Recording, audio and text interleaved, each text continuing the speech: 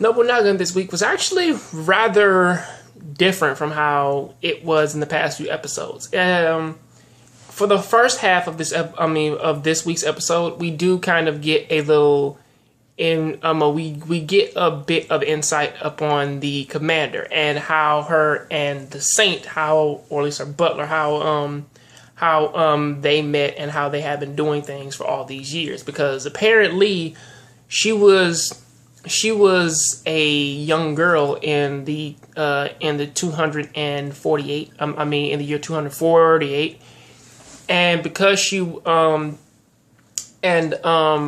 met the gigantic robot, which its name still escapes me to this day. She met him, and they kind of came up with this agreement to honestly use some of her genes, and he's going to put her in a suspended animation, and then over time, she's going to help him go out and find other people and get all of their genes and power up the E-gene machines. In between some of this time, I think like in the first 300 years, she meets, in the first 500 years of her actually kind of being under, she does meet the Saint, and it is implied that he was a slave at one point, or something of a prisoner, and that's kind of what led him to kind of see her as his master and everything.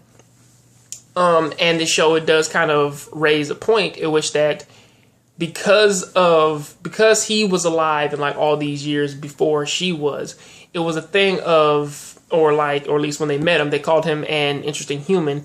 The fact of that he doesn't age. And that is a thing which that they do kind of like hint at, but they never really kind of give us any type of information on it. And they both helped out the alien with finding other E-gene users and helping them out with the Dugun and all that.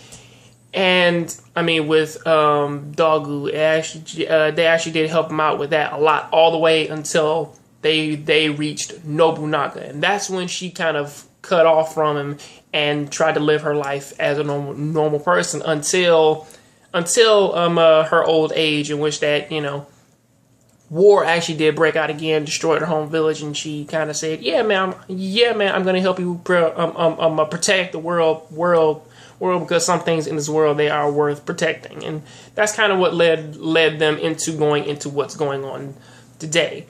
And in the second part of the episode, we meet back up with Jack and Seo, and it is a whole thing of him asking her, like, how is it that you know about all this stuff? Is your E-gene telling you, or is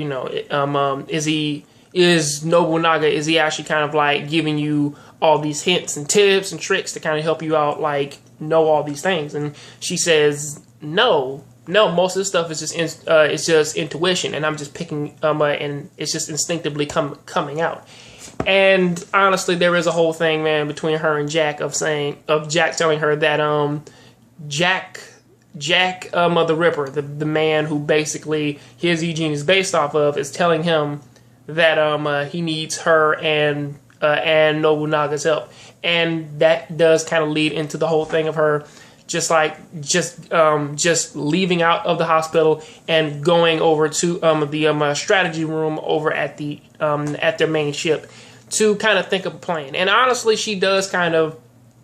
And at first, there was this whole thing, man, with her and Vidic, of him honestly kind of, man, trying to like talk her down and everything, and that's when she does wake up and kind of gives her plans and gives all her ideas, which honestly seem, man, to be better than what Vidic's was, because he's only thinking from like a very from him only thinking from a systematic type of thinking, with which that she came in giving like a brand new feel, and honestly kind of going into what the enemy is actually doing, especially with them trying to keep them away while they're trying to like burrow a tunnel out and escape, instead of just having like this two-way tunnel. They're actually digging another one to get out. And this is a thing now, and she does kind of have a plan to take out the battleship and also take out the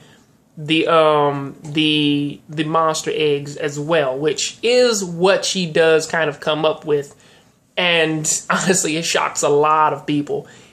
And And from how everything is working out here, it does seem as though like they are on the right foot to actually execute everything, bringing in almost everybody bringing in everybody from the first platoon, the second platoon, and also Vidic's little platoon, minus Galileo, because she's still in the hospital.